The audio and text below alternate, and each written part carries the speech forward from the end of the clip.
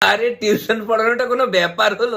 ওটা নিয়ে ভয় পায়। আরে স্টুডেন্টের বাবা মা এমন কিছু বলে না মাঝে মাঝে? স্টুডেন্টের বাবা মা তোকে কি বলবে? তুই তো টিচার। কি টিচার মানে তোর একটা অ্যাটিটিউড থাকবে, তুই চাপিয়ে কথা বলবি স্টুডেন্টের বাবা মার উপর, স্টুডেন্টের বাবা মা ভয় পাবে। তুই তো পাওয়ারফুল পজিশনে আছিস। পাক বলতে বলতে স্টুডেন্টের বাবার কল। চুপ চুপ চুপ কর, আমি কল রিসিভ করছি, লাউড স্পিকারে দিচ্ছি, ঠিক আছে? শোন আগে ভালো করে কেমন করে কথা বলতে। হ্যালো। হ্যালো স্যার, বলছি যে আমি শুনুন না, আমি একটু এখন টিউশন পড়াচ্ছি, আপনি একটু পরে কল করুন। না স্যার, একটু কথা বলে নিলে মানে ভালো হতো আর কি। আমি অ্যাকচুয়ালি টিউশনের সময় কল রিসিভ করি না, তো একটু পরে কল করলে ভালো হয়।